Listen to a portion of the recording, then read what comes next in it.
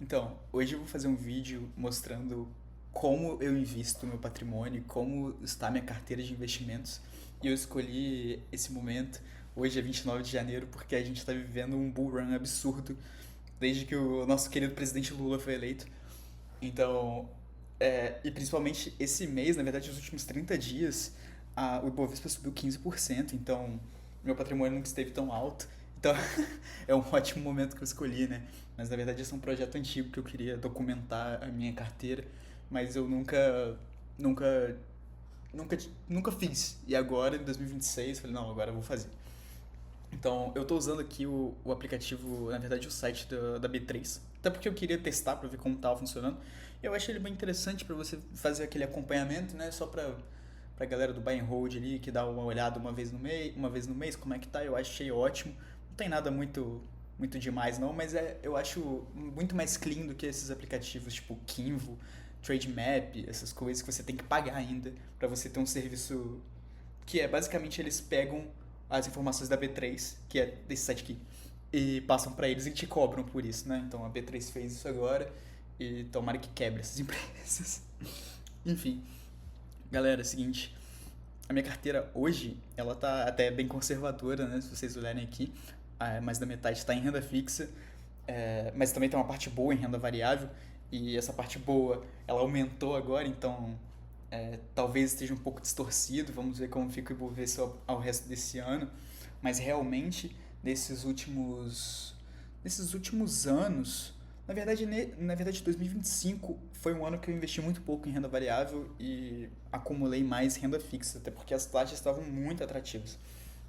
Enfim, achei legal aqui do site da B3 também mostra os proventos recebidos. Então, você pode abrir aqui a parte de proventos e você pode ver os seus proventos no mês ou no ano, de tanto tempo. E aqui aparece tudo que você recebeu. Aqui as datas e tal. Então, achei isso legal. Porque fazer isso na mão é chatinho, apesar de eu ter, e eu posso mostrar isso eventualmente. Enfim, e aqui mostra a evolução patrimonial. Aqui não vai fazer tanto sentido porque em 2025 eu dei um salto muito grande, foi uma coisa muito atípica, então não se comparem.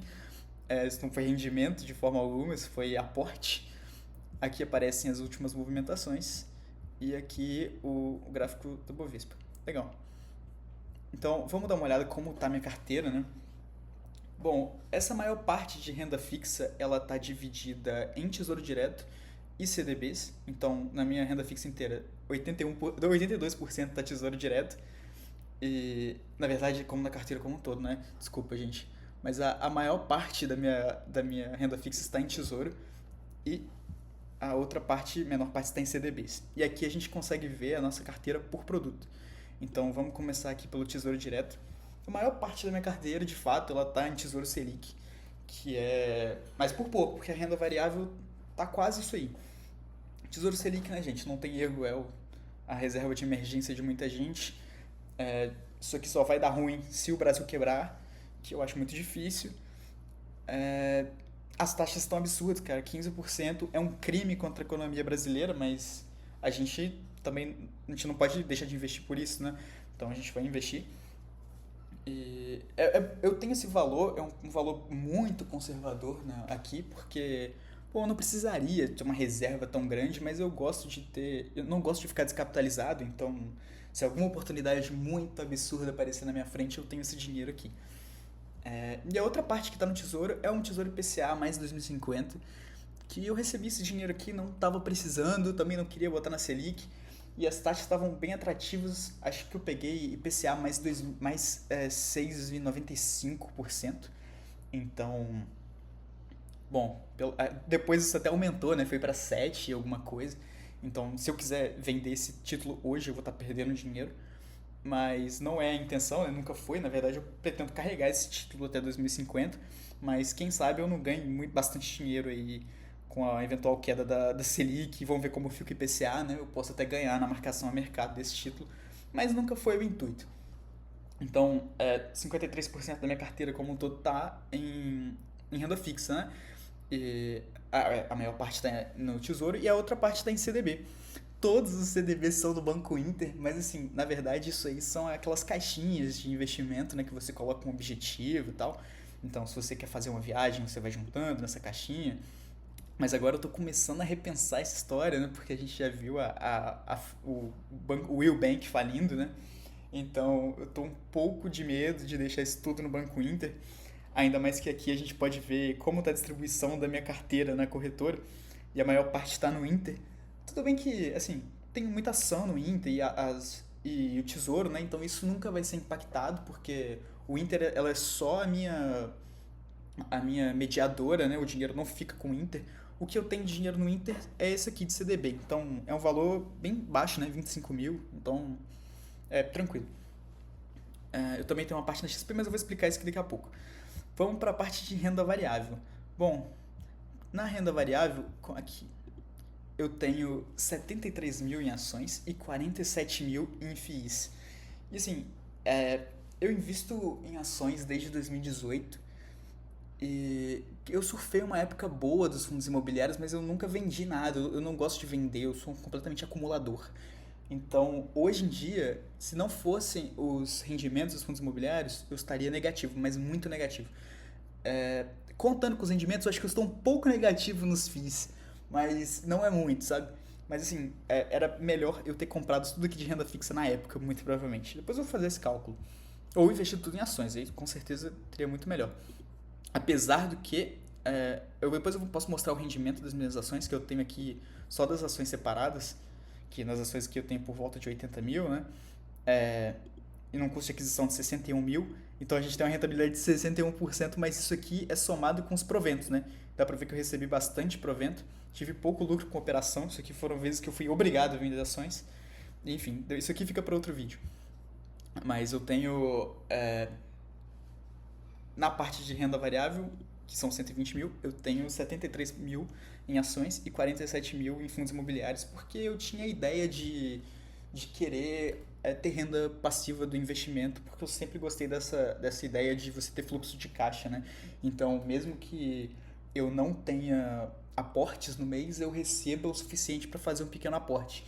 Isso aconteceu bastante no passado, na verdade, que não estava sobrando tanto dinheiro assim para investir. Na verdade, quase não investi ano passado, e tudo que eu investi foram dos meus dividendos, né? Então, a gente viu lá nos proventos, eu tive uma média aí de uns 500, 600 reais de proventos por mês. Então, deu para dar uma moralzinha. Enfim. E aqui, essa parte do site eu não gostei tanto quando você clica para ver suas ações, porque ele mostra poucas ações aqui e ele mostra como porcentagem total da carteira, então não faz muito sentido.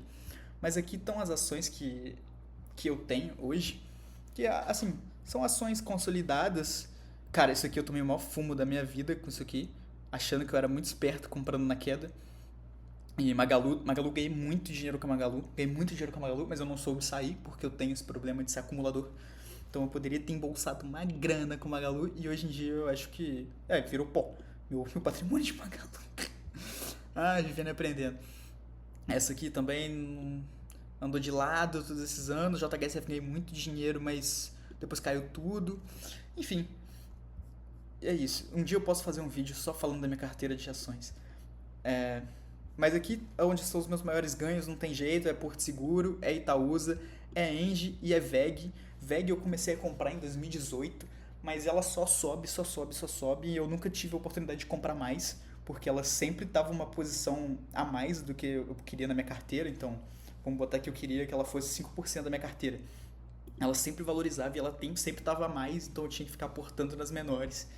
Então, eu queria ter comprado mais VEG, mas vivendo e aprendendo. E eu também tenho fundos imobiliários.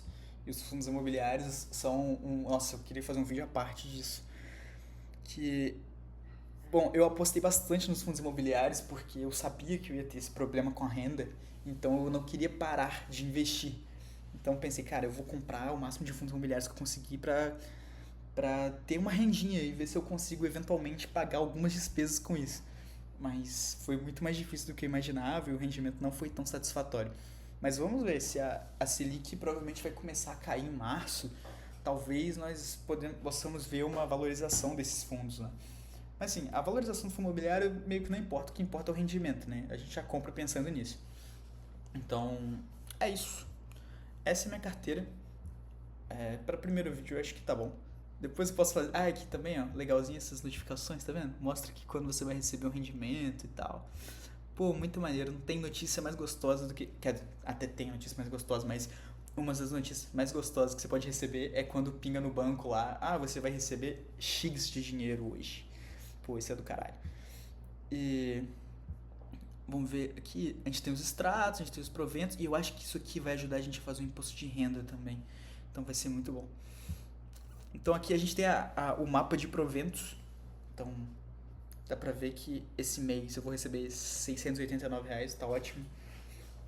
Mas a média é isso aqui, sabe? Se juntar tudo aqui, a média deve dar uns R$ 500, R$ 600.